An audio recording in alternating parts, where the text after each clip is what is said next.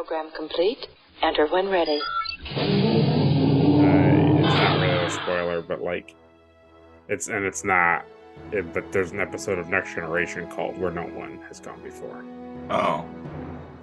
So my brain was like, for some reason, I know that this was the man one, but my brain must not have been paying attention. That's fine. No, I figured that's what it was. Yeah, it's gonna be fun watching these because it's like I'm doing them in production order, so it's gonna be like, don't watch all over the place. Yeah, to go to this one. Yeah, this is good. I get that for TV, but you would think that like when they would like release them as like the set or the season, they would put them in order. Yeah, I mean, yeah. Oh, well, I guess we can just get into it. That way, we're just talking about it. Yeah, I absolutely hated it. Perfect. Perfect. Risk is our business. Out there.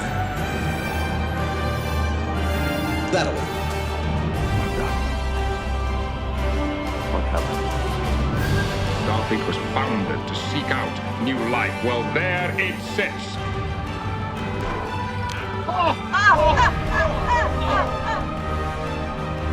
Sounds like fun. Rock and roll! 6. We're not afraid of diversity. We don't persecute it, we embrace it.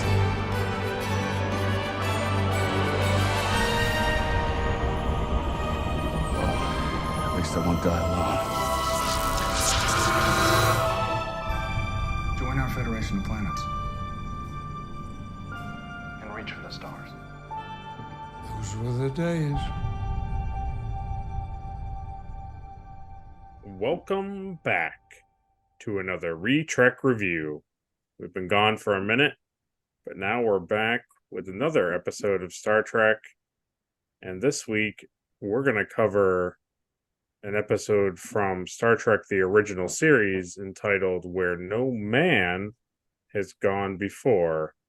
It's episode 3 in release date order. But we are doing it in production order. So to us, it is episode 1.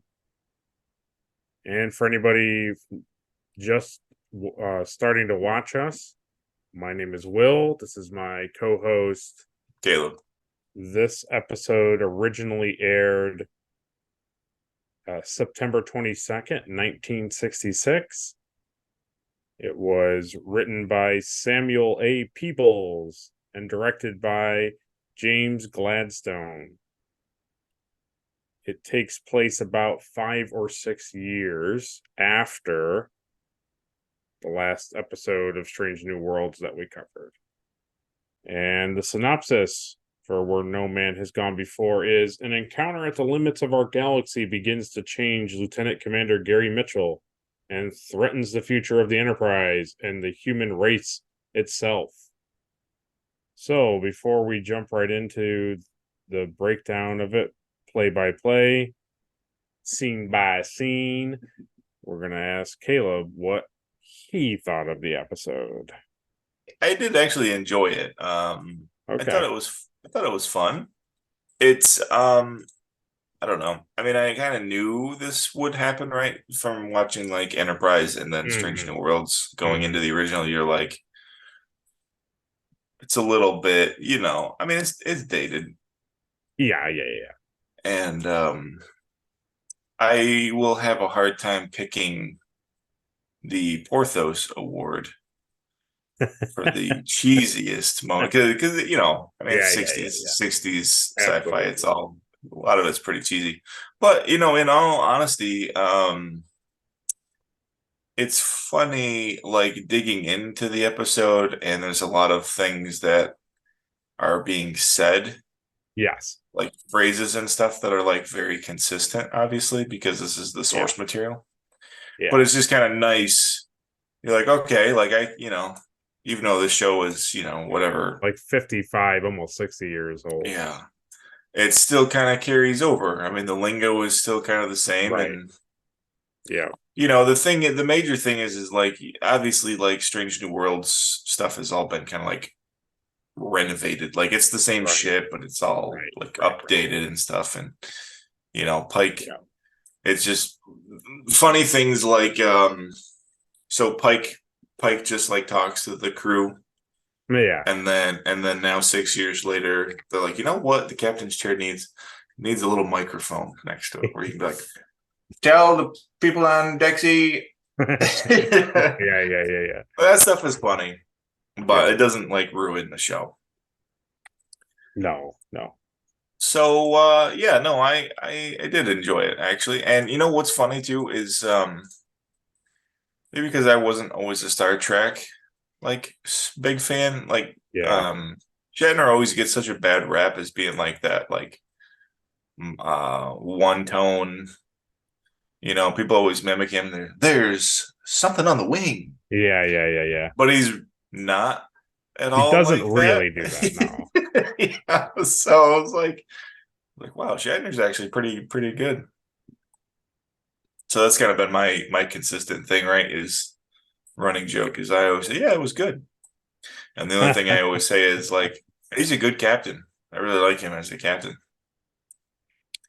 Yeah. So yeah, I like Kirk. I like Kirk as a captain. I think Shatner does a good job, and I was kind of surprised that I was like, maybe he gets more over the top in like later seasons, but Yeah. maybe not. Yeah, It's like later seasons in the movies, but even then, he never gets to that like why and all that stuff that they have him do. Like it's fine. the But way it's so funny.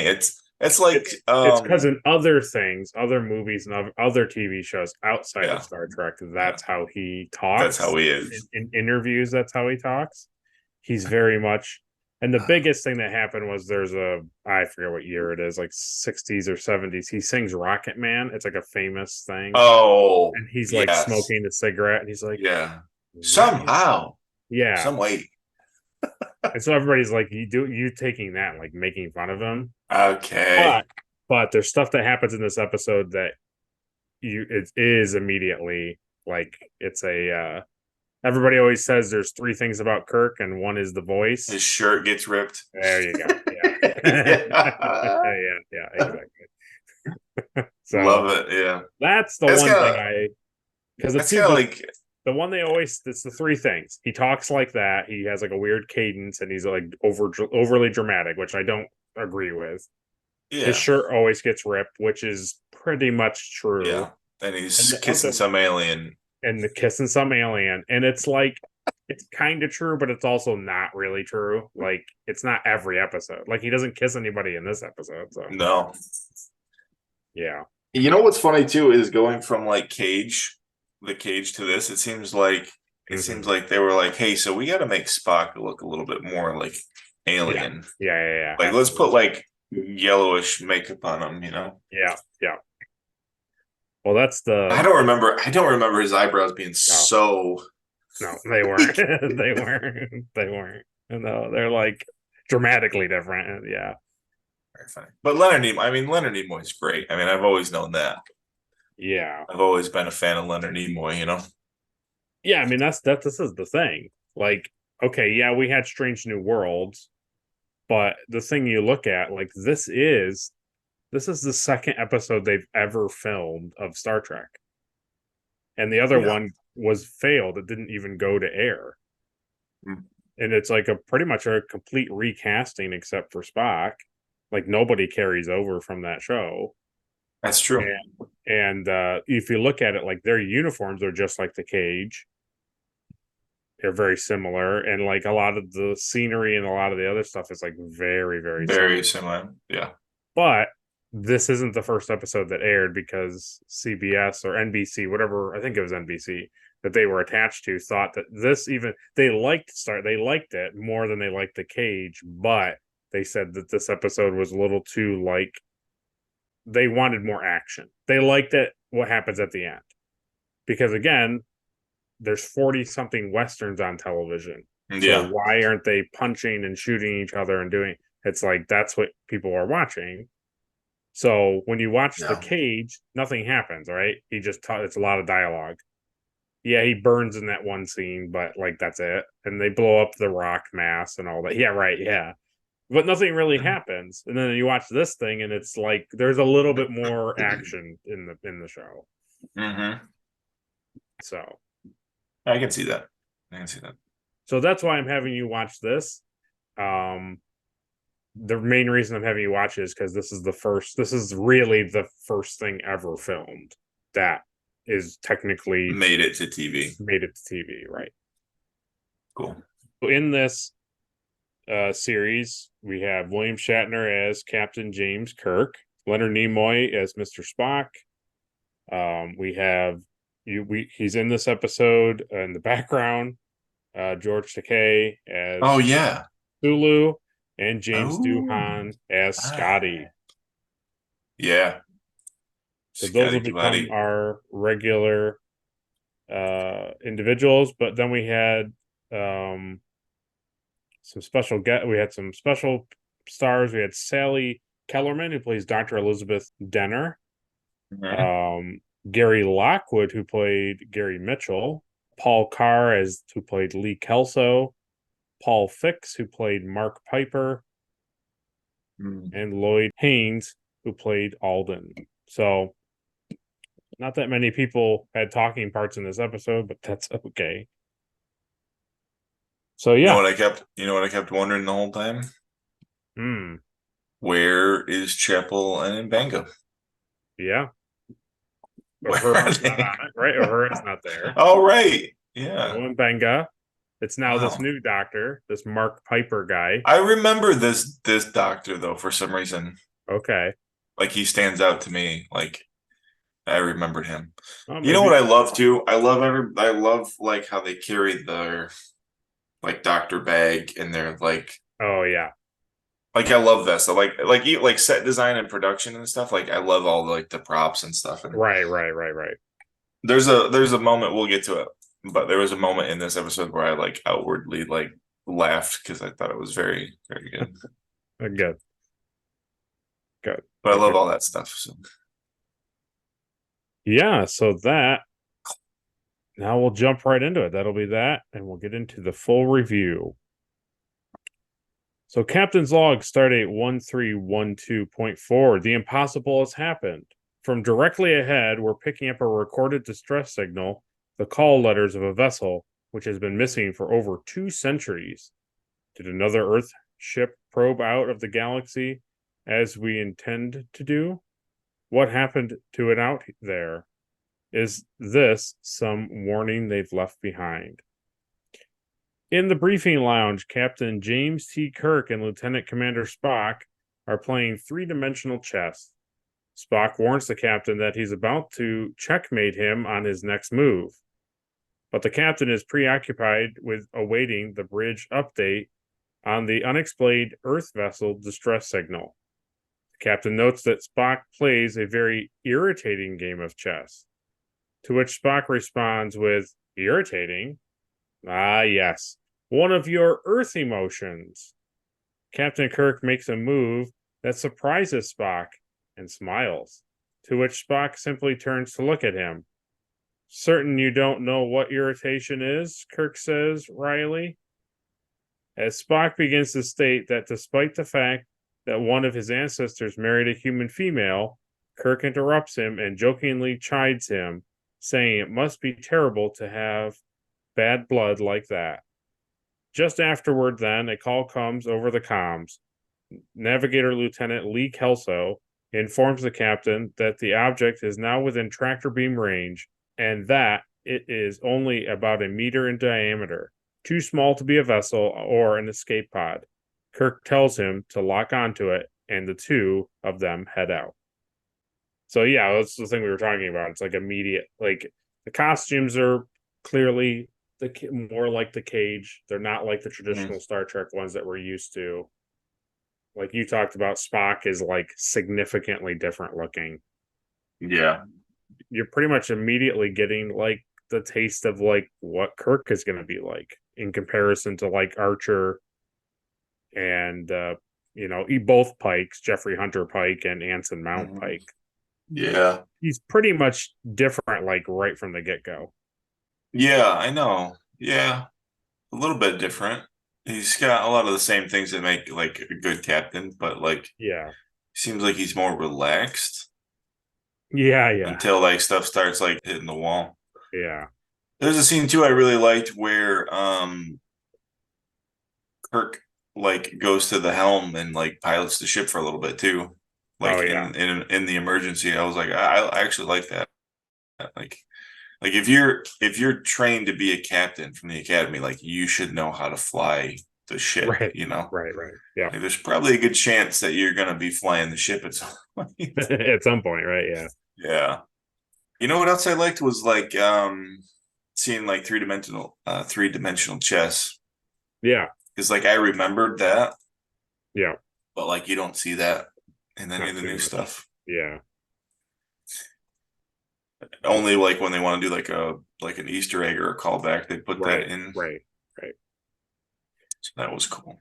I think the one thing that's jarring, which it isn't jarring just watching this, like if this was the first thing you saw, it wouldn't be jarring at all. But watching it the way we did, I think the thing that's so jarring in this scene is when Spock is like surprised at Kirk saying like irritation, and he's like, "Oh yes, human emotions, like Earth emotions," and it's like we just watched Strange New Worlds where he's like losing control of emotions and he knows all. It's a funny thing where you're like, and Yeah. I think the best thing to do is like don't discredit and take away what Strange New Worlds gave. I think it's just like basically where things don't click, they just don't click, and where other areas where they can, things can come together and it makes a nice story like that. Then that exists, like that Yeah. backstory exists. If it doesn't make sense, then oh well, it's a slightly askewed timeline. I think that's the best way to just look at it. Yeah, I don't plan on getting like too Lost like in the weeds. fixated on like, Yeah. hey, why is it this like this? It's like, well, like you said, it's 55 years old and stuff's been like updated. And like you said, the timeline has been changed a little bit too now. So Yeah. whatever. And the other thing that's really jarring is like obviously like the set. So like from Strange New Worlds, you have all this like high tech stuff, and then you come in here and they got these like gumdrop buttons and the triangle like buttons, and they're moving stuff. Yeah. They all make these horrible noises. Yeah.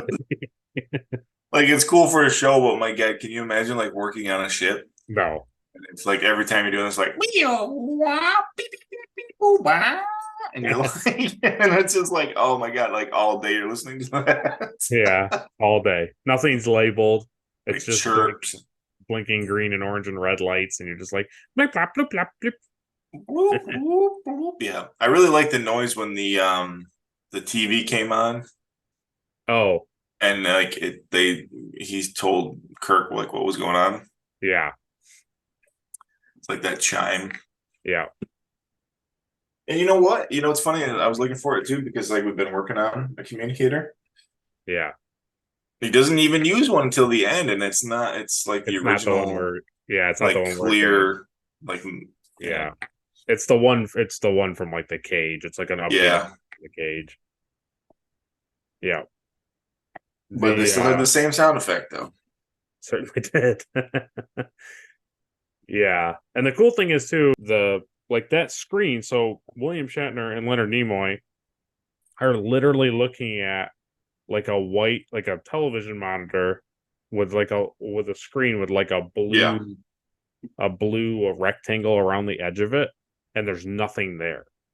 Mm-hmm. That's all that they're looking at.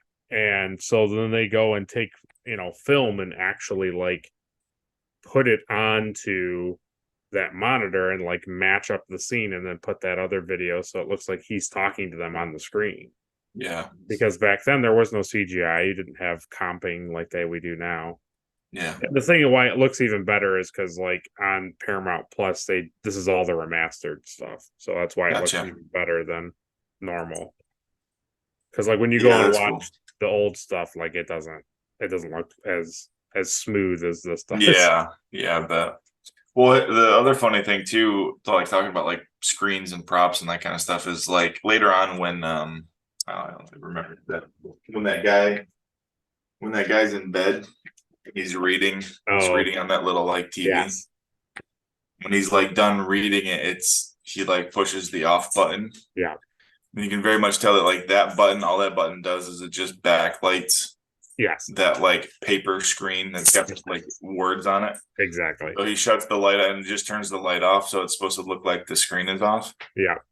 So back on your, your square tube TV where you had to push the buttons on the actual television, like I'm sure that looks really good. But in like 4K now, you're like, let's just shut the light off. Yeah. He just turned All right. Yeah. No, it's good. There's a lot of there's a lot of really good like that, like especially in the visual 60s. effects. Yeah. All right. In the transporter room, Lieutenant Commander Montgomery Scott is fine-tuning the transporter, preparing to beam the object aboard. Kirk gives the order, and Scott transports the device into the transporter chamber. The captain immediately recognizes it as an old-style ship recorder, one that would be ejected in the event of an emergency. Spock agrees, but states that based on the level of damage the object seems to have sustained, something must have destroyed the ship. Scott tries to feed the tapes into the computer when the marker begins transmitting a signal. Captain Kirk orders red alert, and the crew go to their stations. So, other than just the thing being kind of a cool looking whatever recorder. So the cool thing about this is like this was launched a couple of years after first, like when Zephyr Cochrane leaves and stuff. Like when he makes the Warp 1 ship. This was launched all the way back then. So like a couple of years after Vulcans meet humans, this thing was launched. The ship, the SS Valiant, not the thing that they beam up, but the ship. The Valiant, yeah. Yeah. That's cool. Yeah, I thought you'd like that. Yeah, because I remember hearing the Valiant before. Mm-hmm. So it was another one of those things where like when you watch The Cage, they're looking for the Columbia. Yeah. And you're like, oh, that's cool. Throughout the ship, the crew is reporting to their emergency stations. Kirk and Spock enter a turbo lift to go to the bridge, and Lieutenant Commander Gary Mitchell enters just as the doors are closing. Kirk and Mitchell joke about Kelso sounding nervous and Spock's chess skills, showing that they're comfortable being around each other, even in times of red alert. So it was the cool shot there when, knowing how they film it in the 60s, they literally just put up like a gray wall, and Gary Mitchell like gets into the turbo lift, the doors close, and then the stage production like move the gray wall. They stay inside the turbo lift, like the light moves, to make it look like the turbo lift is moving. And then when the doors open, they're on the bridge. Like that's all they did. They just put like yeah. That's really cool. I wouldn't, yeah. I guess that makes a lot of sense. Because they only have so many sets and so many things. So yeah. Yeah. Well, the other thing I kind of recall talking about before, maybe, or learning, is that the doors are like guys with ropes on the other side. Yes. And they like pull the rope and it like opens. He's like just off camera. He's like just off. It's literally like a two. It's a two. One opens and one closes. It's like a two. It's almost like those curtains, like the big fancy curtains, like kind of like that. That's pretty funny. It's pretty cool. Yeah, I don't know. It really is. It's like a really smart way of. Yeah, like for production anyway. Right. Yeah. The three officers enter the bridge, Mitchell taking his station as Spock scans for the message. As they approach the edge of the galaxy, Kirk orders all stop. Captain Kirk announces shipwide that what they picked up was a disaster recorder launched from the SS Valiant 200 years prior. Department heads report to the bridge as ordered, and Captain Kirk is given instructions. Smith, whom he mistakenly addresses as Jones, is his new yeoman. Sulu reports Sciences ready. Scott reports the engineering division ready, as always. And Chief Medical Officer Dr. Mark Piper reports life sciences ready, then introduces the USS Enterprise new psychiatrist, Dr. Elizabeth Dayner, who came aboard the vessel back on the Aldebaran colony to study long-term effects of space travel on the crew.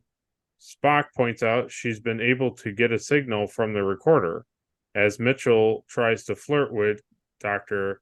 Dayner, who rebuffs him only to overhear him call her a walking freezer unit.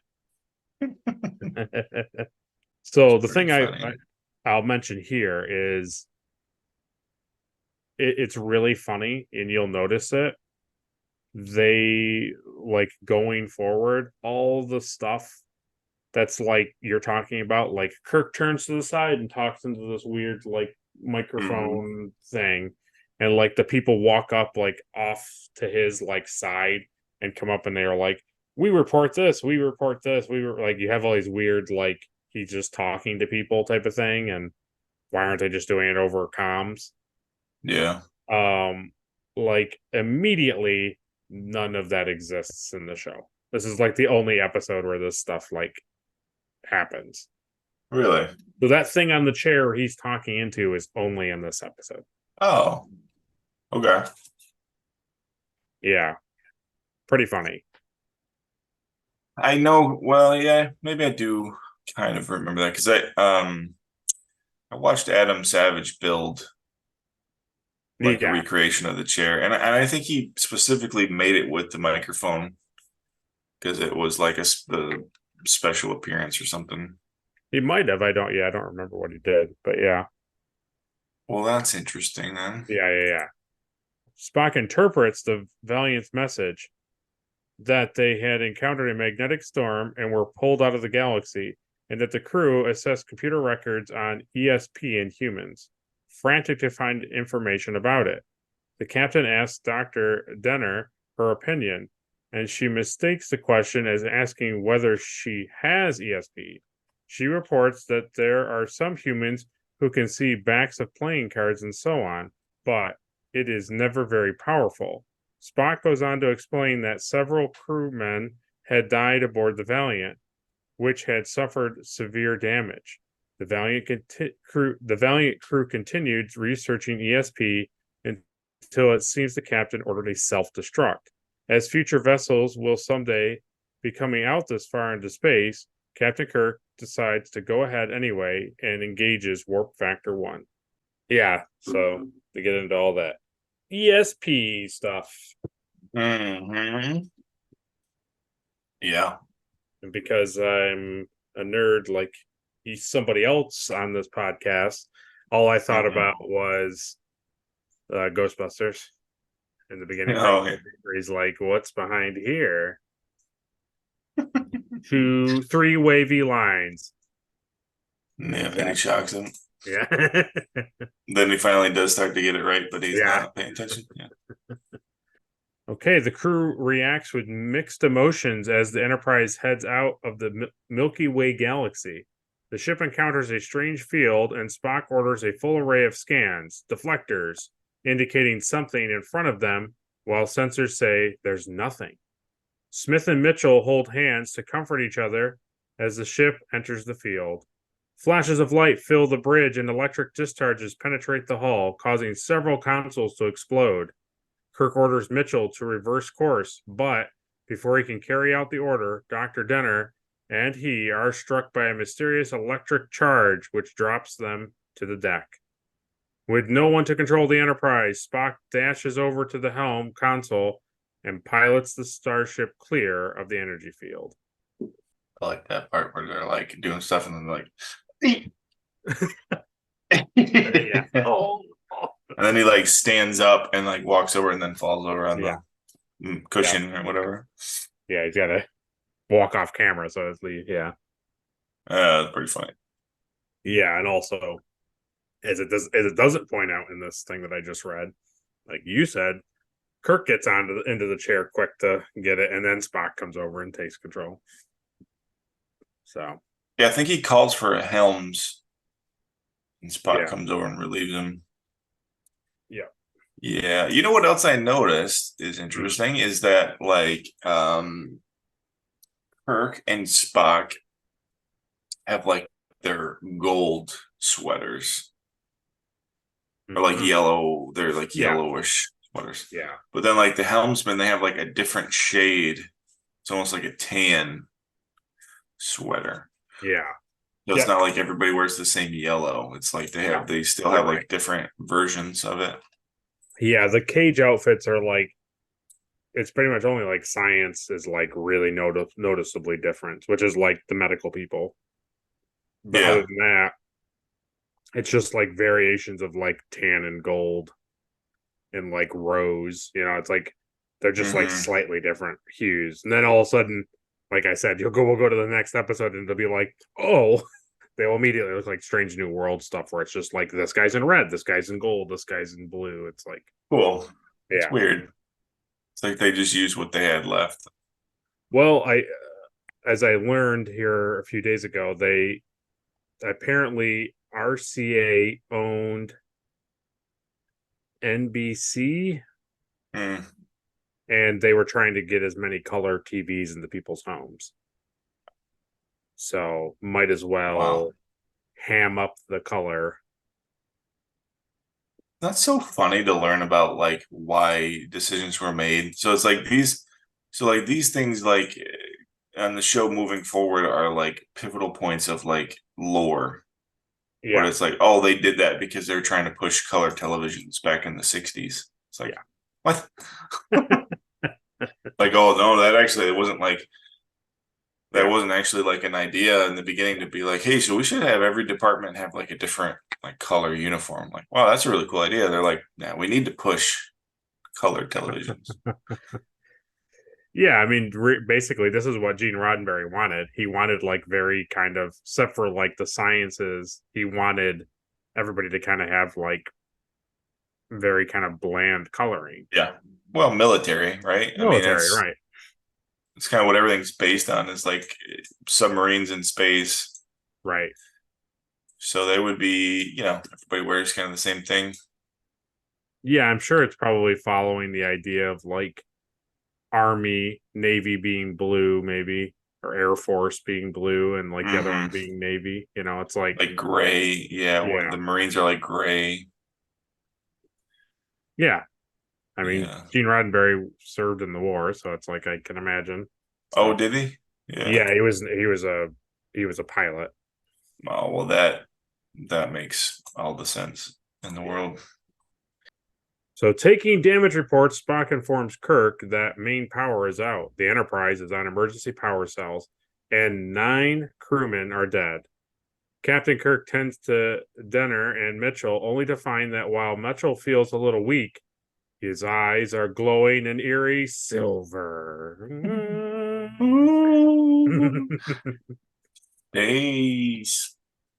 Space. Yeah. Space sickness. Yeah. I'm fine, Captain. I'm just having trouble seeing. Would you like that one? Yeah. When it went to black, right? It just kept his eyes. And then it went. Oh, yeah. Yeah, that was nice. Yeah. That was a nice touch. Just in case you missed it. Yeah. Just in case you really didn't understand what was going on. So you're going to really like this because I think you're just like your sister and really enjoy eye stuff. Oh, yeah. Oh, don't tell me. So normal contact lens that we have in our day and age, they just sit on the iris, right? They're circular and they just sit on the color part of your eye. Yeah. These are called I'm gonna pronounce it wrong. They're called like scleral lenses, something like that. Yeah. But basically what it means is they sit on the full part of your eye. They sit like on the white part of your eye. And so what they did is they took two of them. Production took two of those lenses and put tinfoil in between the two lenses, and then put it on his eye. So he doesn't feel the tinfoil, but that's what the shiny effect is. And so it's not CGI, right? He has to wear contact lenses. Yeah. And he said because they were so heavy and because of the lights and stuff, like it really hurt his eyes because it was like hot and heavy. Oh. And two, it makes him look like he's arrogant. That like he always stands like this. Yeah. But he's trying to keep the lenses in his eyes.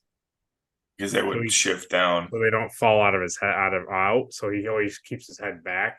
Which just played to it, which makes him look like he's like, oh yeah, like really smarter than everybody. But he was just trying to he was really honestly just trying to keep the lenses inside his. That's really funny. Yeah. He did a really good job, honestly, that guy. Yeah, I mean, like I really liked his, he plays like a 1-bit part, and it's like for just that he did really good, Yeah, he really hammed it up. That sounds awful, man. Yeah, I was wondering how they did the yeah, I figured how they did that. Yeah, I figured you would be interested. I thought maybe they were contacts, but I thought maybe there was something like reflective that the set lights bounced off of. Yeah, that sounds terrible. Yep. So, Captain's log, stardate 1312.9. Ship's condition, heading back on impulse power only. Main engines burned out. The ship's space warp ability, gone. Earth bases, which were only days away, are now years in the distance. Our overriding question now is, what destroyed the Valiant? They lived through the barrier just as we have. What happened to them after that? Captain Kirk, while supervising repairs being made to the bridge, proceeds to the science station where he finds Spock reviewing medical records of the dead crew members and the crew members who survived but seem to have been affected in some way. Spock is looking at ESP ratings of Dr. Denner and Gary Mitchell. Both of the officers had high scores of ESP tests given by Starfleet Medical, Mitchell's having ultimately read as the highest in the crew. Yeah, something makes me think this is what happened to the other ship.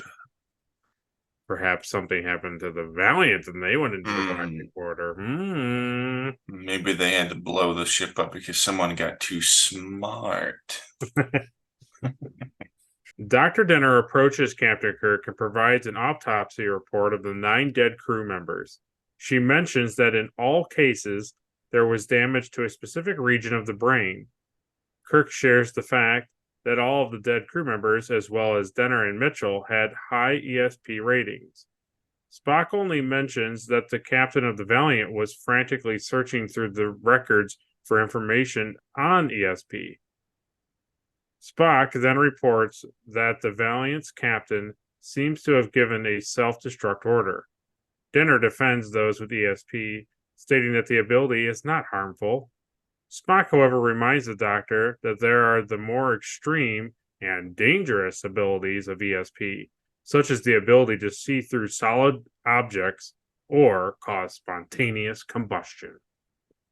But it's okay. We're all friends. Mm-hmm. Yeah, it didn't take me too long to be like, okay, something. She's obviously got something going on. Yeah, I mean, yeah, of course, because you saw it. Yeah. In sickbay, Mitchell is reading text on a viewer, trying to pass the time. Kirk enters the room, and Mitchell greets him by name without actually looking to see who it is. Kirk and Mitchell talk about some past experiences. It is obvious they have known each other well for many years. Mitchell mentions that he feels better now than he's ever felt in his life, and he's catching up on his reading, including Spinoza, which surprises Kirk. Mitchell finds Spinoza simple, almost childish to him. The two continue to reminisce about their days at Starfleet Academy, and Mitchell says that he aimed that little blonde lab technician at Jim. Kirk replies, "You planned that? I almost married her." This scene is kind of like, I kind of started to like, I don't know, what's the word? I kind of like faded in and out. Yeah.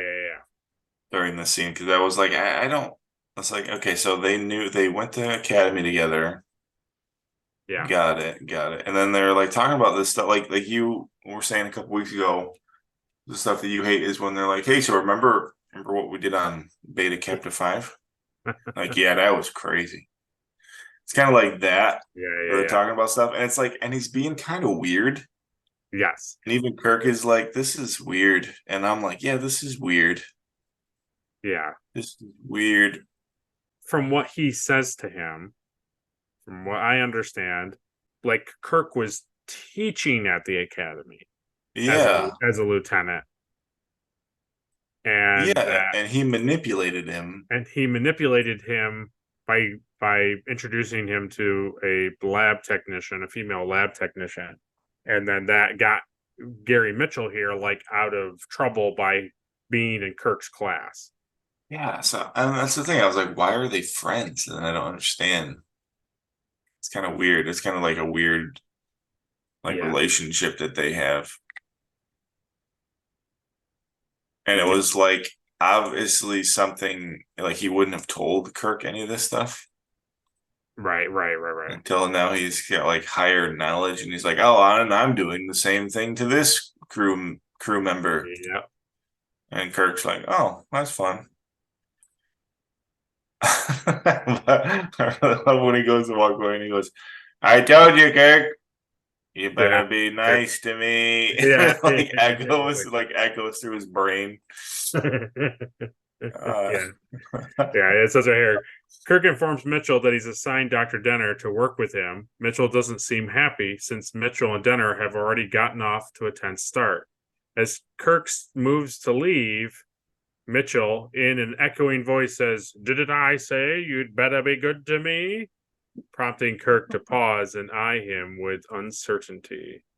Yeah. Yeah, that was pretty funny. And then he's just like, "Well, that seemed weird for a second, but yeah, that's weird. Isn't that weird?" I'm sure that'll be fine. Yeah. Absolutely. Just some space sickness. just normal space. So in an area of space we've never been. I'm sure everything will be fine. Nothing to worry about. Huh. Oh, people get eyes like that all the time. Yeah. Tinfoilitis. I was waiting for him to talk about Romulans. Oh. Like, we've never been in this part of space before. Yeah, that's like one of the funny things that I always think about is like the when you look at the galaxy that Star Trek presents, there's not many avenues for them to go through without cutting through like another enemy faction area to like the edge of the galaxy. So it's always makes me laugh because it's like they must have just gone some weird direction. The thing I think is funny is that like they go through all of this, like, oh, this is Federation space right here. Yeah. And then they're like, okay, so we're on the edge of Federation space. We've explored all this other space. Like, all right, well, let's explore some more. And like as soon as they go, it's like really bad. It's like immediately bad. It's immediately terrible. They've explored all this space and it's been fine. And then they're like, hey, so we're on the border. Let's just go in a little bit. And they're like,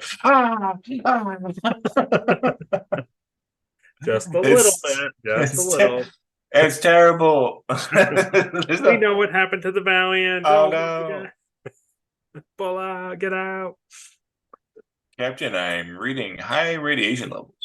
9 crew members are melting alive on decks. Yeah. Study the course. Steady the call. Once Kirk leaves the room, Mitchell continues reading books on the viewer at a steadily increasing rate that soon far exceeds normal pace. The on-screen pages are nothing but a black and white blur. Kirk enters the bridge to find Spock monitoring Mitchell's viewer. Kirk assigns 24-hour security to keep an eye on Mitchell. Kirk approaches the science station viewer to look closely at Mitchell, and Mitchell looks directly at the security camera, seemingly aware that Kirk is watching him. Yeah, it's just like that episode, the Ridley Scott episode. Yeah, But a little less.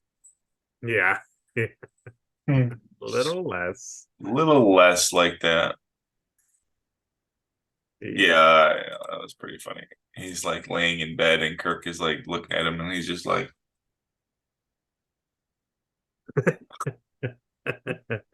I heard everything you said.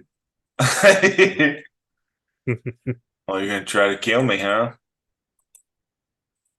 Yeah, well, I'm gonna try to kill you. Oh yeah, well, I'm gonna stand up and make a big. Oh, my kidney.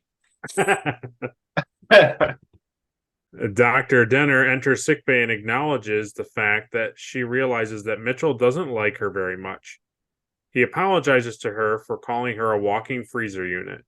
She asks him how he feels. Mitchell jokingly says that everyone thinks that he should have a fever or something, and proceeds to change the vital signs monitor in sickbay with his mind. Then he makes the readings show that he is dead. All indicators fall to 0, to Dr. Denner's surprise and horror.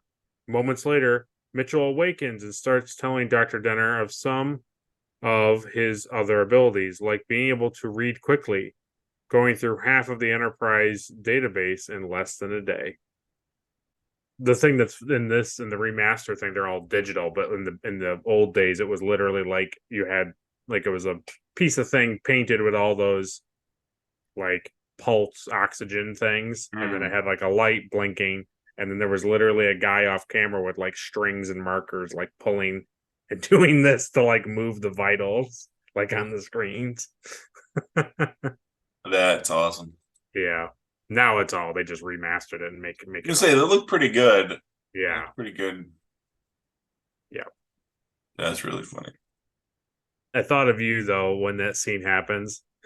And not in the sense of like this is something you would do or something. It was just more of like I felt like this was right up your alley of unintentional comedy, which was he's like, oh, or maybe I could do this, and he brings the indicators all to 0 and he goes I just thought of you just like when we talk about stuff like this, like getting hurt or whatever, and just like that, like, oh, I'm dead, you know. Oh yeah. Oh yeah, I was thinking about it. Oh man, that was The thing I thought was super funny was that he was very blatantly like, hey, so like I can move these, and she's like, oh wow.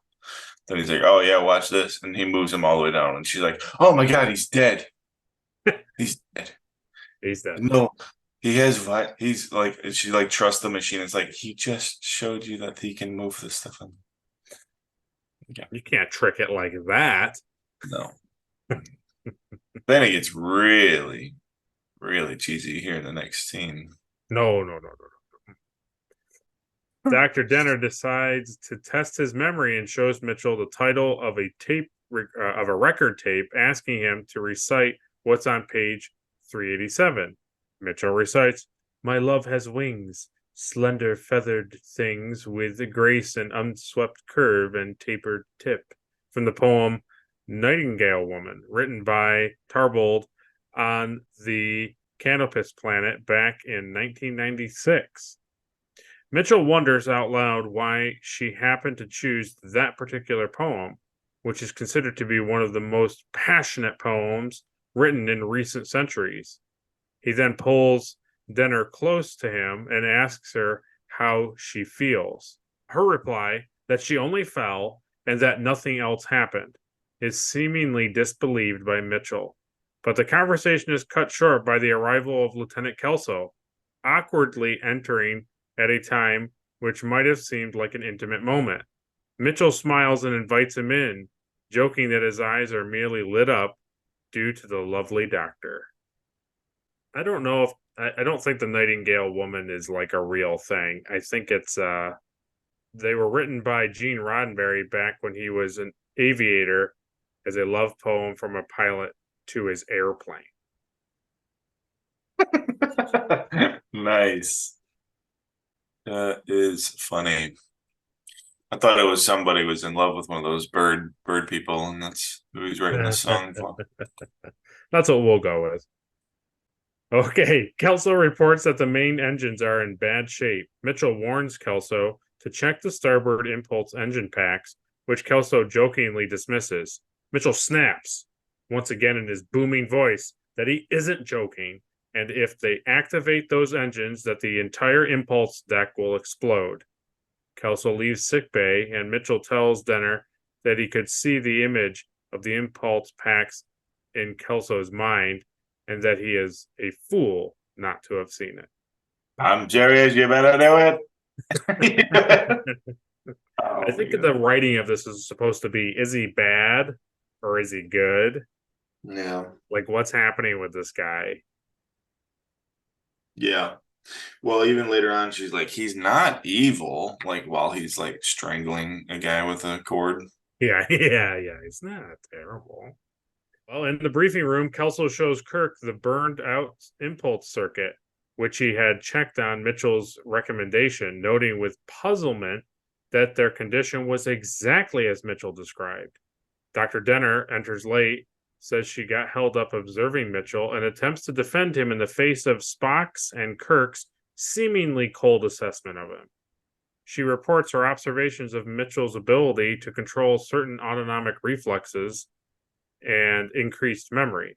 Scott reports that bridge controls had started changing on their own about an hour prior, and Spock adds that each time it happened, Mitchell could be seen smiling on the surveillance monitors set up in sickbay.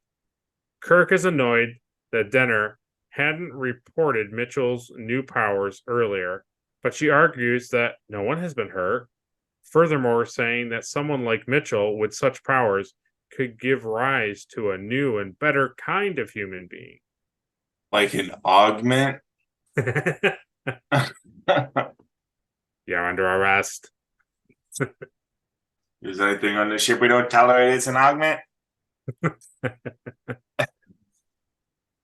A better form of human. Impossible.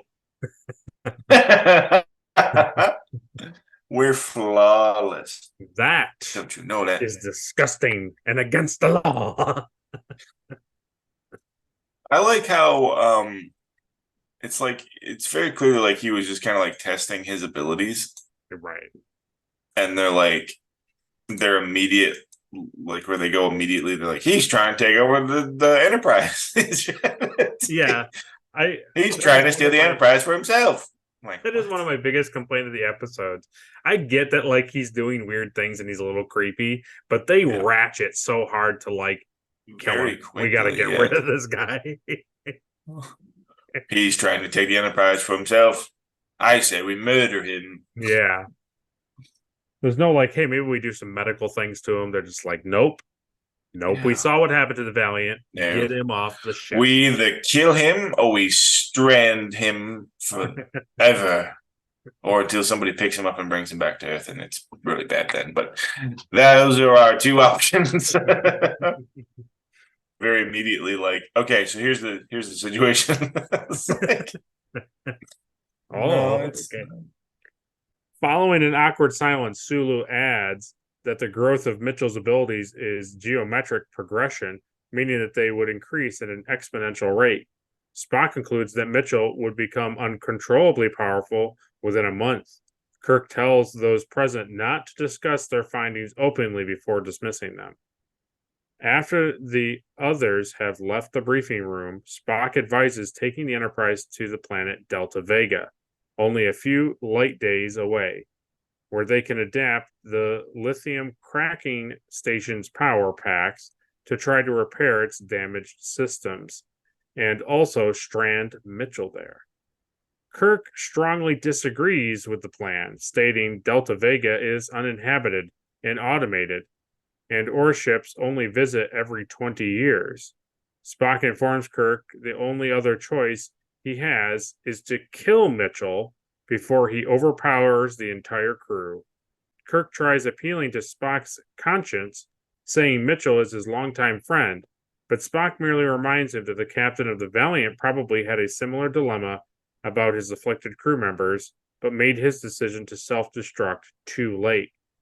Kirk reluctantly orders the Enterprise course set for Delta Vega. So yeah, this is what I was talking about. It's just like immediately, it's like, okay, we're going to take him to this abandoned, uninhabited planet where ships only visit every 20 years. Yeah. Or we kill him. And it's like, what has he done? He's done some weird, loud talking. He's read a lot of stuff in the library, and he's played with his medical stuff, and he's made some switches go up and down. And he helped stop stuff from blowing up on the Enterprise, right? He got mad at Kelso, but he told them to, like, what to do. Yeah. Immediately, like, Spock's like, kill him. Kill him. Illogical murder. Yeah, that is true, isn't it? And I think the funny thing is like, as viewers of the 60s, you're supposed to be like, well, he has tinfoil eyes. Kill him. Like, he's going to kill you all, you know? But it's like, it's okay. It is true. It is true. It's very much like you as the audience are not supposed to like him. Right. Yeah, I don't know. It seems like he's, like you said, it's funny to think that he actually, like, helped, like, save the Enterprise. Like, I didn't even... Because he honestly doesn't really get, until we get here in the next little beats, he technically doesn't really get super, like, evil and maniacal until, like, right as they're about to, like, abandon him, like, stranded. Then he gets like super violent. Yeah, that's true. Yeah, that's funny. He's just getting too strong. He's getting too strong. Yeah, well, yeah.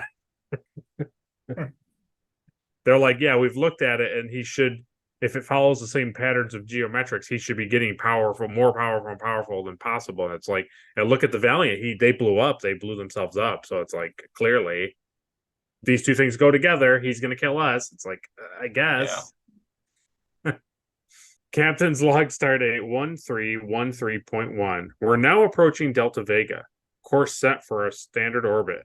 This planet, completely uninhabited, is slightly smaller than Earth, desolate, but rich in crystal and minerals. Kelso's task? Transport down with a repair party, try to regenerate the main engines, save the ship. Our task? Transport down a man I've known for 15 years, and if we're successful, maroon him there. In sickbay, Mitchell's telekinetic power continues to grow.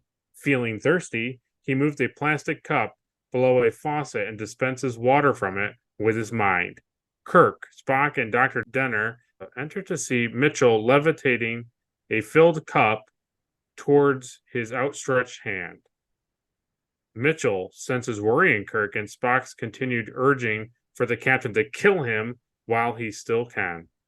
Mitchell quickly subdues both Kirk and Spock with an electric shock and informs them he knows the Enterprise is orbiting Delta Vega, but won't allow them to force him down there.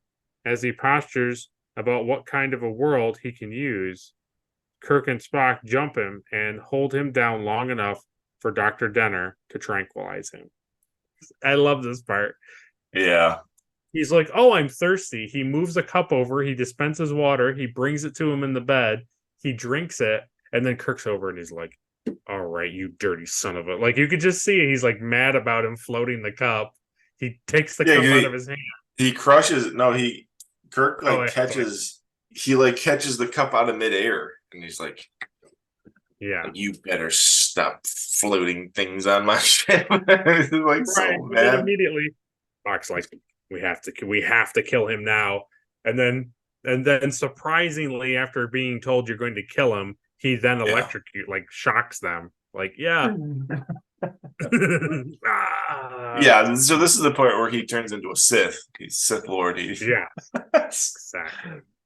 Oh my god, this is probably as close to an episode of Star Trek gets to being like Star Wars, like moving things with his mind, like electrocuting people. Yeah,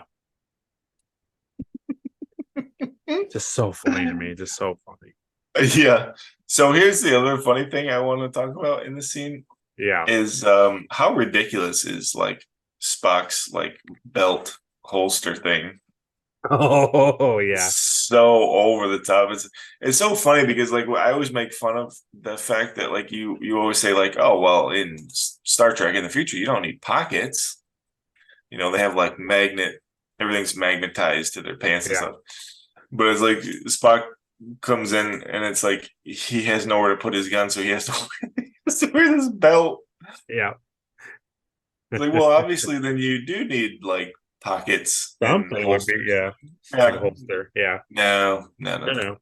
Now we've moved past pockets. I get the belt. And it's like up here. It's like up here, and like his phaser is like, oh my god, it's so funny. It's like, man, that is ridiculous. Yep. Pretty good. In the transporter room, preparing to beam down, Mitchell regains consciousness and proclaims, "You fools! Soon I'll squash you like insects," before being sedated again. After transporting down, Mitchell is confined to a holding cell as Lieutenant Kelso and the engineering team begin to salvage the needed components from the outpost to restore the Enterprise engines to full capacity. The part I just liked in the scene, so he wrestles with him again, and then they push him, they tranquilize him, and then you see Kirk is like, he's holding him, and then he lets go, and then he's like, oh, and then he gets on his pad, and then Mitchell just stands there like slumped, like he's not like collapsing, and then they cut over, and it's like energized, and he cuts over, and he like pushes him. Yeah, energized, and then like a full like 45 seconds to a minute goes by, and then he transports. Oh man, I know it was like, I get it, but it was just really, really funny. It's very funny. Yeah. Well, it's harder to comp out two people standing next to each other.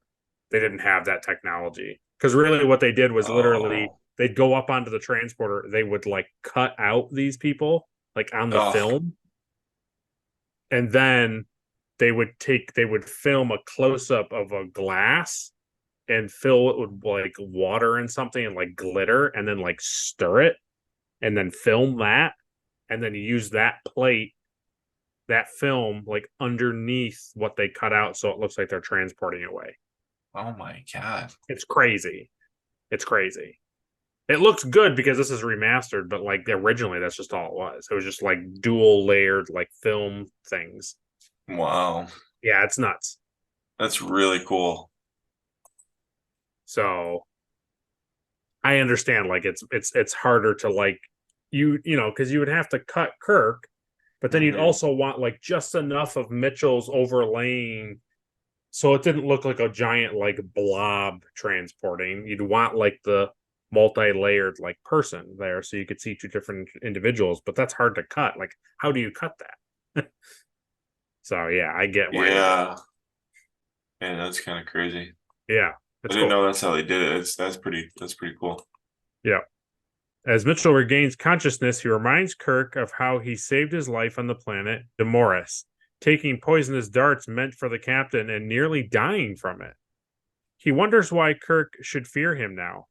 Kirk retorts that Mitchell has been testing his ability to take over the Enterprise and reminds him of the threat he made in the transporter room to squash the crew like insects. Mitchell defends himself by pointing out that he was drugged at the time, then snaps back that mankind cannot survive if a true race of espers like himself is born and attempts to escape the force field of the cell. Kirk pleads with him to stop, but Mitchell refuses and is jolted back, draining the light in his eyes.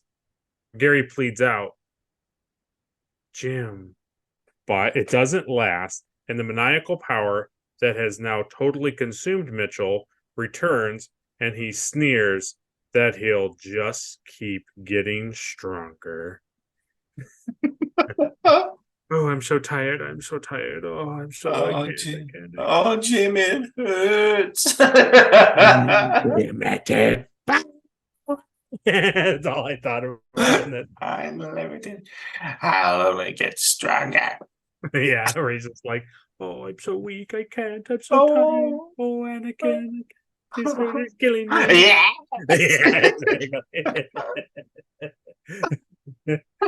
Yeah. Oh my god. Yeah, it is it's so true. So it's like a thing where their point gets made that Gary Mitchell is becoming like evil. Right. Yeah. And Spock is like, we need to get him off the ship because it's going to get to a point where you can't control him. But it's just so funny because when he gets him down there, he's like, hey, man, I'm your friend. Like, I saved your life from a thing. Like, what are we doing here? And Kirk's like, yeah, I know. But he's like, but you've been doing weird things. You've been flipping switches up on the bridge. Okay. And, I know you've been trying to take the Enterprise. Right. And then he says, and what your remark in the transporter room about squashing us like insects, which that's a pretty big thing to say.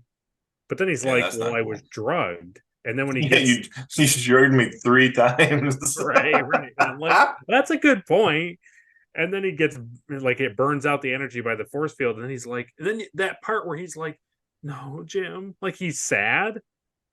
It's like they don't ever play into the fact really that like this should be awful for Kirk. Like this should really be like heartbreaking for him to have to like essentially strand his friend.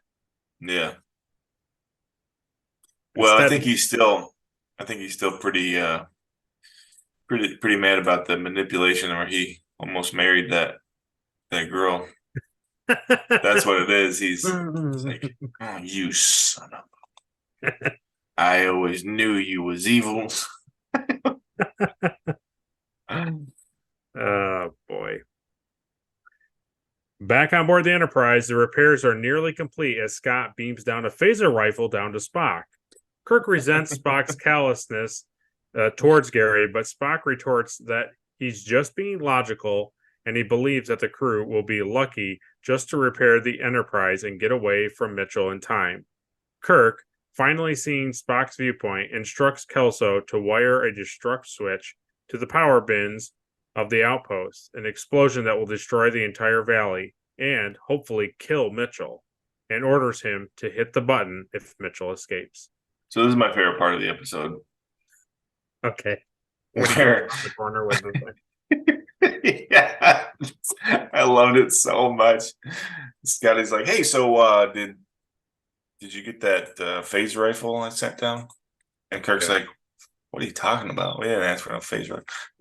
Spock comes around the corner. Well, if you need me, Captain, I'll be watching The Prisoner. It's just like, I loved it. Like his deadpan, like just like. Yeah. Just Spock being like, oh, I need a bigger weapon. This is he's almost reached his god form. And I like the fact that when Kirk sees him, he's not like, Mr. Scott, you always talk to me when I'm doing things like he's just like, yep, also we got it, Scotty, thanks. Yeah, exactly. Yep. No, it showed up. I loved it.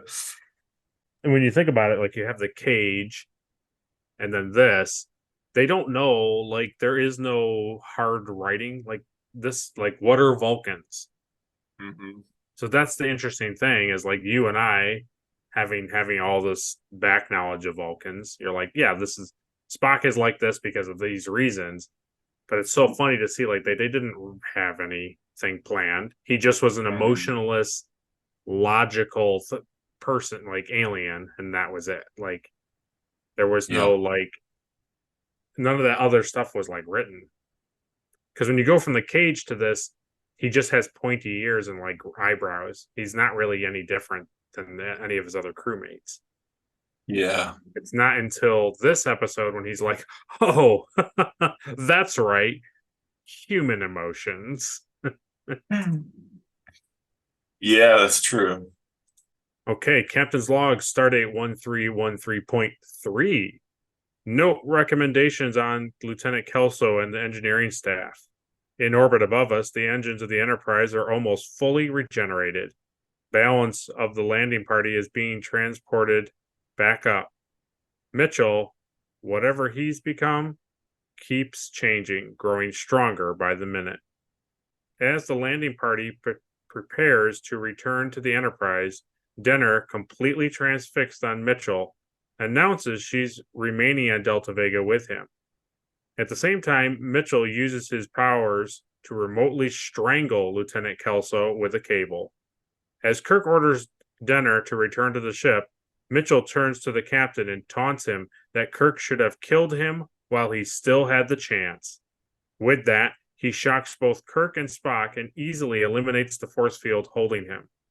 Denner takes no action to stop him, and he slowly walks her over to a mirror, where she can now see the light in her own eyes.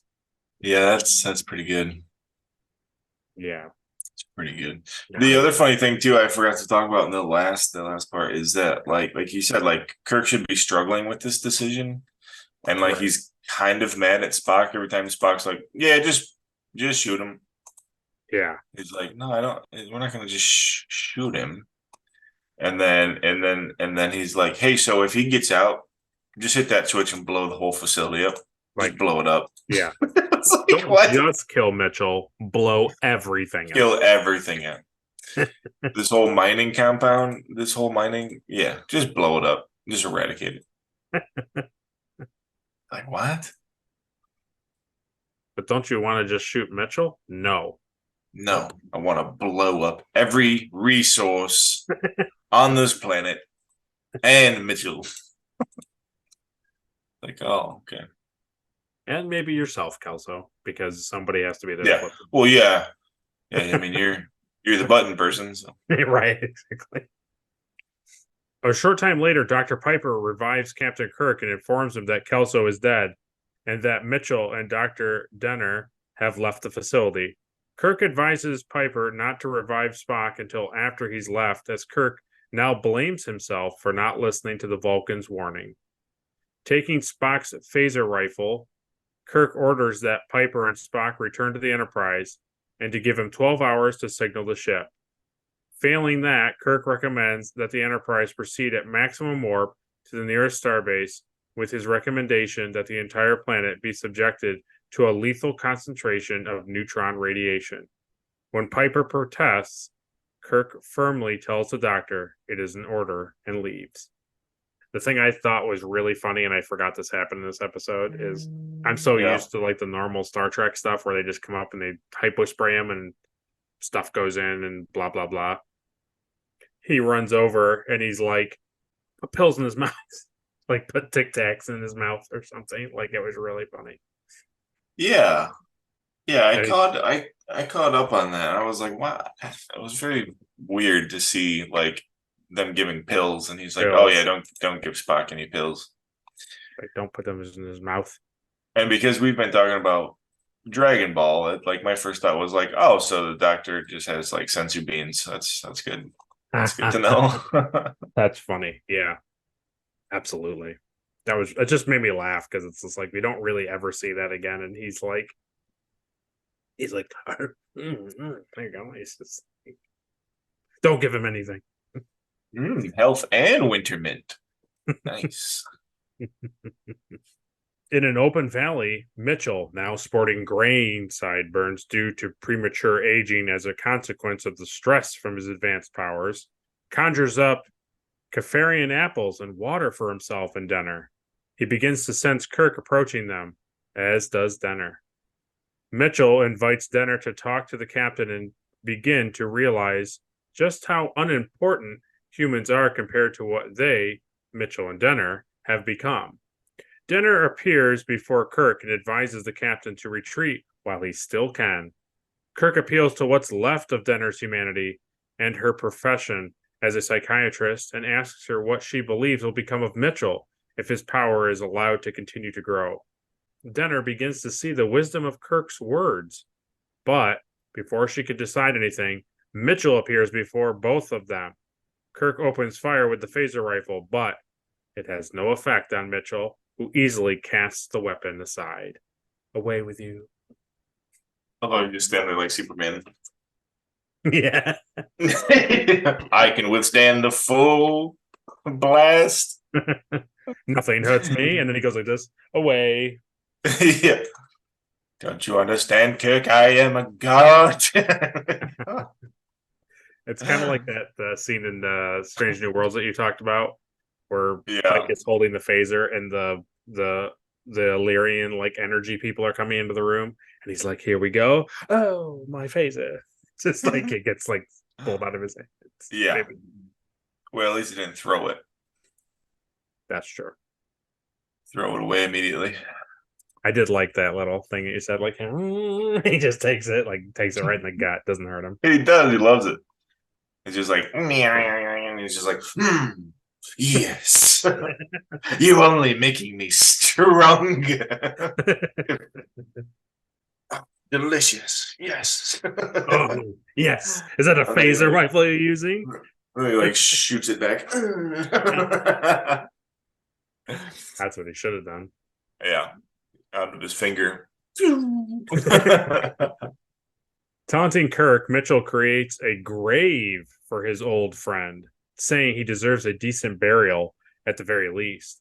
Completely convinced of his power and his superiority, with absolute power corrupting absolutely, Mitchell uses his powers to force Kirk to pray to him as a god and for an easy death. Yes, he did. Yeah. This is a great this scene. Oh my god. It's so funny. Yeah. So this is when like Shatner is like over the top, but like it's not him, it's the writing. It's the writing. Because it's when he's like, no, I'll never pray to you. I'll never pray. It's like, oh my god. Man, this is good. Yeah. Like forced worship. It's that's good. Never thought you'd see that in Star Trek. Forced worship. Oh man. Probably didn't even know it was something you were waiting for. No, I didn't know I needed it. See, this is your grave. It's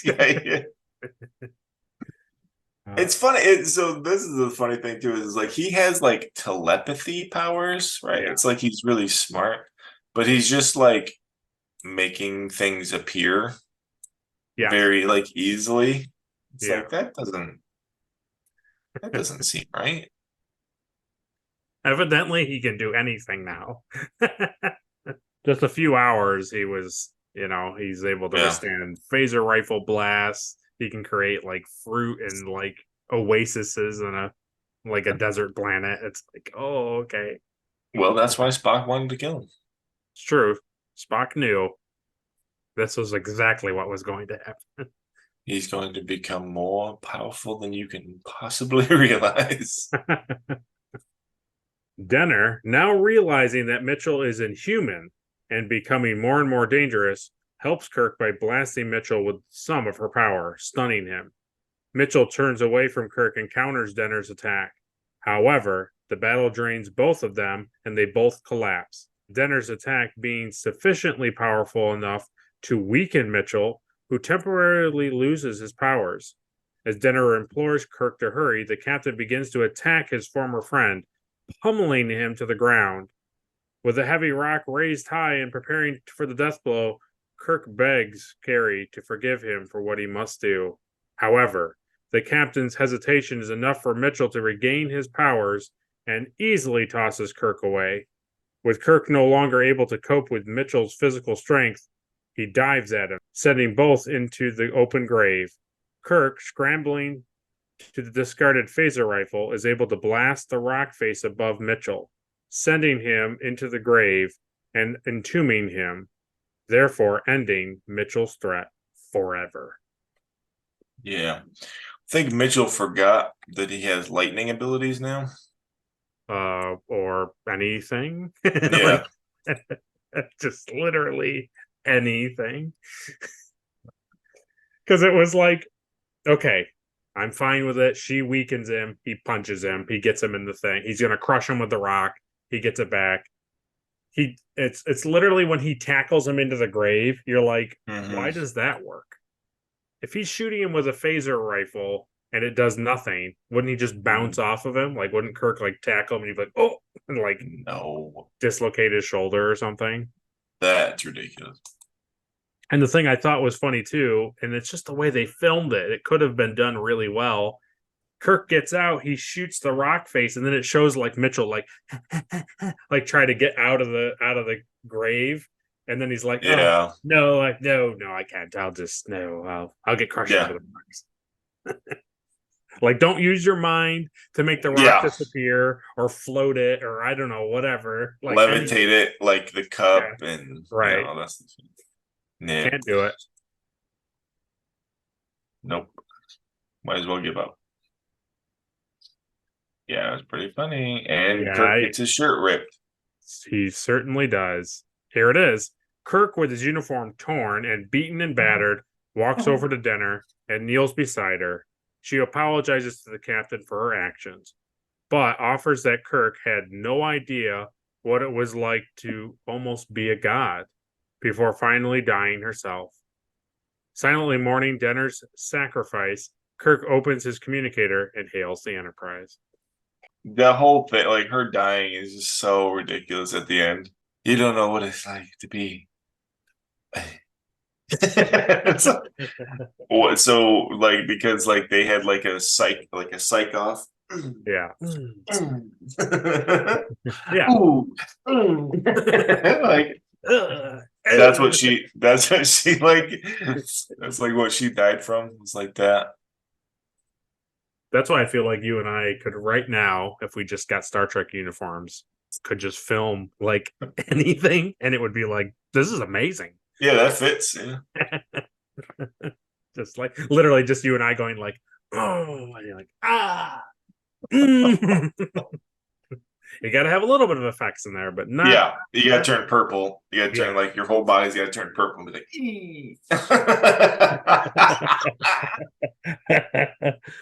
yeah. The other funny thing too is like that she's a psychiatrist. So like that's like her. Kirk's like, use your psychiatry powers. Yeah. And she's like, oh yeah, he is kind of bad, isn't he?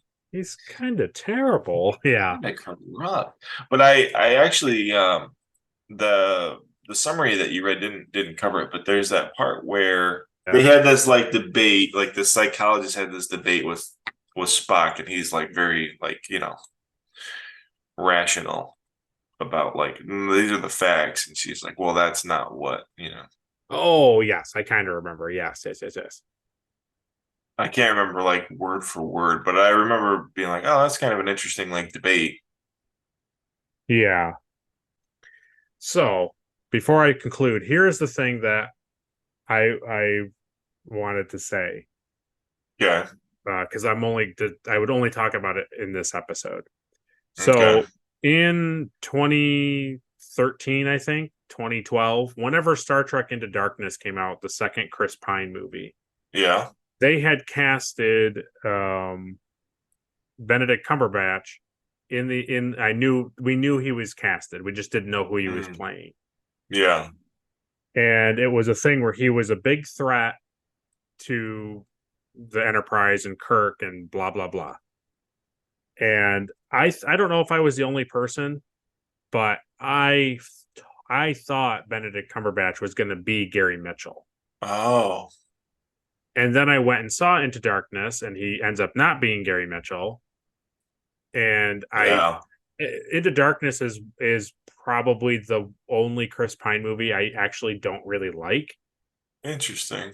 And there's reasons for it, in which you'll understand when we eventually get there. Yeah.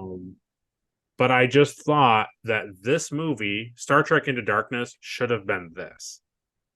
To literally make Benedict Cumberbatch his best friend. They're that would have been exploring cool. The same concept that they say in Into Darkness is the reason for what happens, which I'm not trying not to spoil a thing. There's a reason why Benedict Cumberbatch is in the movie. He's in the movie at the point that he's in. Mm-hmm. And to me, you could have used the same type of thinking that they're exploring because of the Romulan thing that happens in 2009. they're exploring the galaxy even more aggressively. Like Starfleet is really trying to explore things, to not be caught off guard and lose so many ships like they did. So because of that, they're now exploring like the galactic barrier, like the edge of the galaxy. And Chris Pine's best friend, Benedict Cumberbatch, Gary Mitchell, is on the ship. He's had, because of his quick appointment as captain from the first movie, he makes sure that his best friend gets placed on the ship, like they talk about in this episode. They go to the galactic barrier. You now have Alice Eve, who's in the character who plays a different character in the movie. She's a blonde-haired scientist lady. Mm-hmm. She's kind of like Kirk's love interest in the movie. Have her just be the psychiatrist here, Elizabeth Denner, and then have this stuff all play out. And now you can actually properly have like a really meaty kind of exploration of like what would it really be like to watch your best friend gain all of these super crazy powers and then slowly become like a maniacal evil person, and like what do you do? And having this big thing, and then have a better fight scene between Kirk and Mitchell at the end of the movie.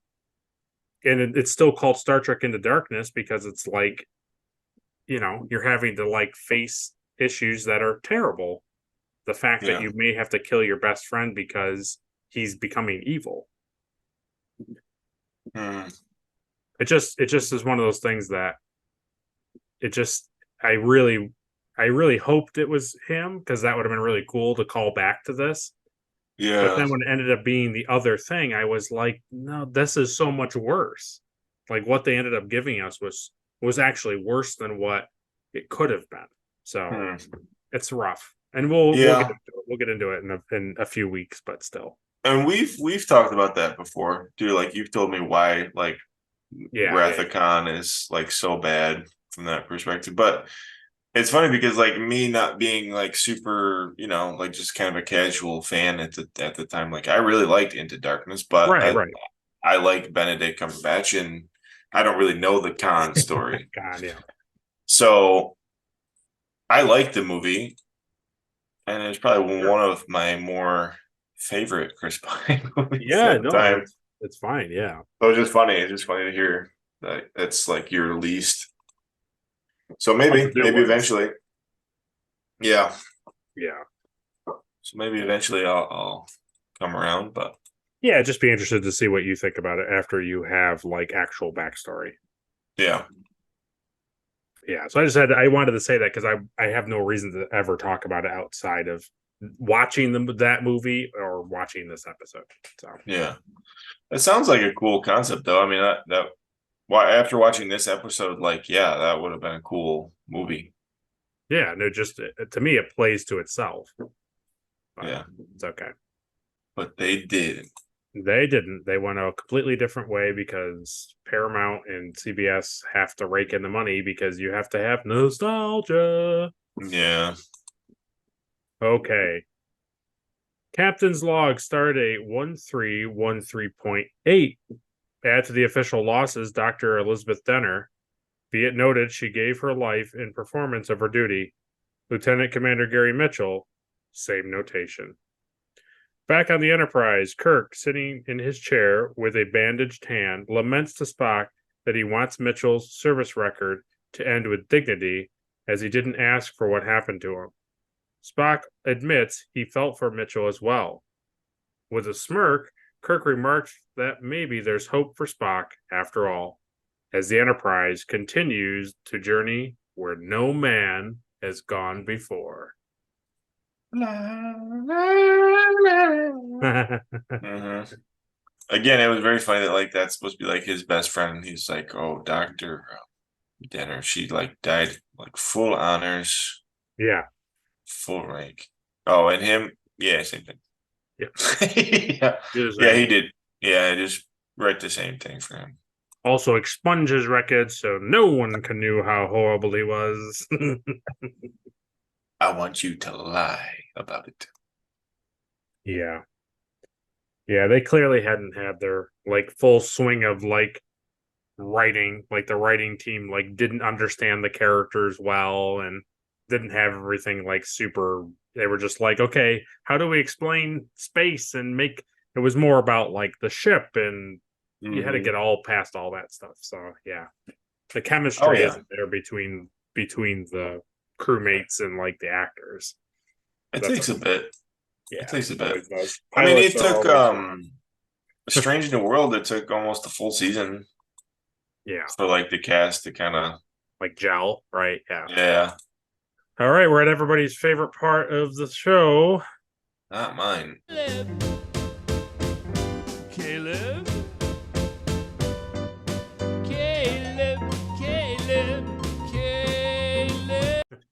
I liked it.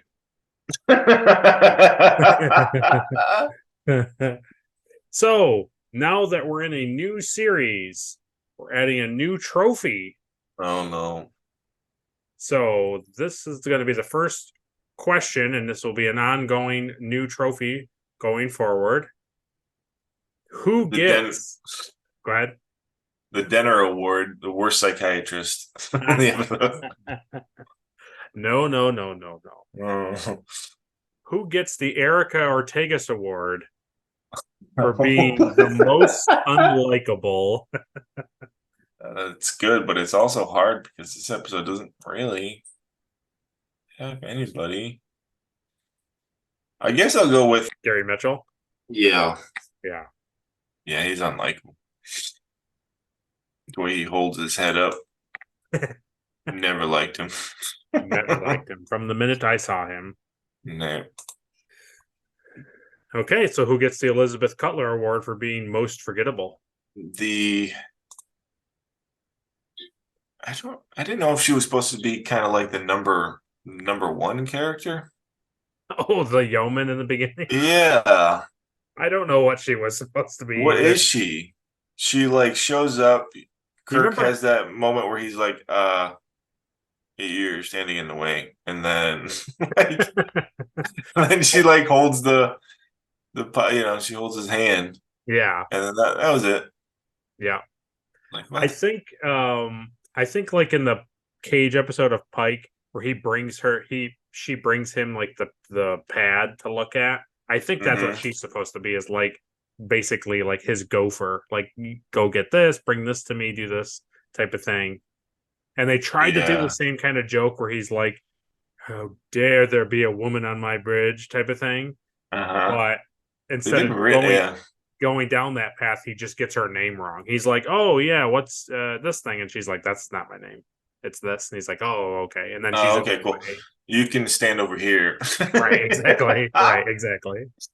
Yeah. You know what? Yeah, the one thing I will say too is that like I feel like everybody talks about like, because like this is so old, it's very like men are superior. Yes. But like it didn't really come across like over the top to me. Not in this episode.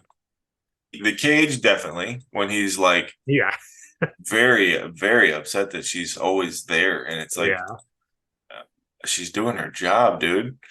Yeah. This one's this is not as bad. This episode isn't bad. Okay. So there are ones that are there are totally episodes where they end up saying things and you're just like, okay. I can't wait.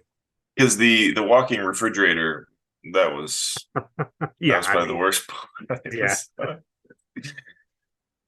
Oh boy. I can't wait. I don't know if I'm showing you all the like terrible ones. I'm trying to just get you I'm trying to get like snapshots for you so you can kind of understand. Because you can just assume that any of the episodes I don't show you, they're pretty much really all bad, like this. They're just this different. That's all they are. Okay, who gets the Trip Tucker Award as being the MVP of the episode? I'll give it to Kirk. All right. That's a new one. Yeah, different Kirk. Yeah, his brother's a real piece of work. It's just nice to see nice to see a Kirk actually doing his job. Oh, those Kirk boys. One of them's great, the other garbage. The other one's a captain. The other one's always combing his mustache. Mustache. Oh man, that's funny. Okay, what gets the Shran Award as being the best action sequence? It's gotta be the end and battle with Kirk and Is it them punching, or is it the thing you talked about where he stands and just takes the phaser rifle? oh yeah, I do like that. I like that when he like takes the blast. Okay, yeah. Pretty good. What gets the NX award as being having some sweet ship stuff? The one thing that like really stood out to me, is it the intro? It might have been the intro Okay. where like the names are coming up and the Enterprise is just going like Yes, that's the intro. Yeah. I was like, that's pretty good. I really enjoyed that. It's like it's warping. You can tell it's like on a string and they're just like, and it's just like, and it flies past the camera. Loved it. Yeah. Loved it. Yeah, I like I'm glad you liked it. Yeah. There's no more of that like dun dun dun dun dun dun dun dun Yeah. dun dun dun dun like heroic music and the ship's like flying, right? It's just like Yeah, it's like we only have 5 years. We gotta explode. We gotta Yeah. explode. All right. I know this one's gonna be hard, Mm-hmm. but what gets the Porthos Award as being the most cheesy? Oh man. They're like telepathy battle between the two of them. Like I thought that was pretty cheesy. It is funny though, because like for me, if it's like super cheesy, I tend to just be like, oh brother, and then like forget about it. Yeah, true. Like it's so cheesy, I have nothing to add to it. You just blank it out, yeah. Yeah. But yeah, no, we can go with that telepathy battle at the end there, that was pretty over the top. And then her dying right after it's gotta be that. Okay, yeah. Yeah. All right, and finally, what gets the Enterprise Award as being the best scene of the episode? Spock coming in with the rifle. Okay. It's like my favorite scene. I like it. Yeah, that's my favorite part of the episode. I like the one scene too where they come in and they're like, yeah, what's the situation? He's just like, and he's like touching the wall. He's like, yeah, he's really finding observing. weaknesses. Yeah, really observing his cell. You know, finding the weaknesses. So that was what Caleb thought of the episode. So go down to the comment section below and you tell us what you thought of the episode. Did you like Gary Mitchell? Did you think it was silly? Did you think it was cool? Did you also get Star Wars vibes from all the electricity fingers? Palpatine hands. Yeah, Palpatine hands, yeah. So next week, we are going to cover episode 1 of the original series. Man cage. The Man Trap, yeah. I hope Kirk kisses some alien ladies. That's what I'm here for. Yeah, it's the first. So what you'll appreciate about this is the first thing that people saw. Okay. Cool. This is the premiere episode that everybody saw. But it is number 5 in the production. Well, in between what we watched and this, there are 3 other episodes that we're not going to watch. So there's just no point to them. I mean, they're not like they're just as goofy as this, yeah. But I gave you these 2 because one, let's see the first thing that was ever filmed, and then secondly, let's see the thing that was ever aired, first thing ever aired. So that'll be next week's episode, The Man Trap. Tune in for that. So if you liked what you liked, like the video. If you disliked what you saw, dislike the video. Share it with your friends. Subscribe to make sure you catch our videos, our reviews. And ring that bell for notifications so you can never miss an episode. And as always, you can head on over to Caleb's channel. Yeah. Yeah, I got some cool stuff. Working on some cool stuff as always. Yeah. And our latest episode of Dragon Ball Rewatch came out recently. Yep. We just started watching the tournament saga. So Yeah. And it was pretty fun. It was fun. Yeah. It's good stuff. It's going to get even better when we go to cover the next little stretch. So yeah. Yep. You should definitely be watching. If you didn't watch the first, you should definitely watch the tournament saga. That's my recommendation. That's true. And they're so quick that you can just watch them pretty quick. Yeah. I mean, they're only like 20 minutes. Yep. So, yeah, I think they're like 21 minutes if you don't count like opening credits and end credits. Yeah. Yeah, super easy to watch. It's pretty fast paced. They don't really stay on scenes like super long. They don't like linger. Mhm. So moves along pretty quick. Yeah. So yeah. Yeah, so I mean, we'll do that. And there's some other cool stuff on there. I've made some Star Trek craps. Yeah, he's got some check TOS those stuff out. on there. So yeah. I even got free patterns and stuff for everybody. Patterns. Yeah. And I think here probably this will go up, and a couple days from this should be session 15 of our Star Trek Adventures RPG. So you can look forward to that in a couple days after this is posted. But until then, stick around for next week's episode, The Man Trap, where we'll dig even deeper and get Caleb more absorbed into the William Shatner series and watch his brain slowly melt. Yeah. As he goes from two series he's really enjoyed to a series he's gonna be okay with. Does the Man Trap have any okay, I'm picturing like a big rock with like a stick holding it up, and then there's like a stake. And like a Looney Tunes like yeah. There's like a nice steak and there's like a cold beer. And that's what it is, called the Man Trap. Yeah, that's a red shirt like reaching for it to get it. That's like the Yeah. That should be your thumbnail. No, it isn't that at all. Okay. Well, all right. Well, I don't look forward to it then. All right. That's it. So computer, end program. See you guys.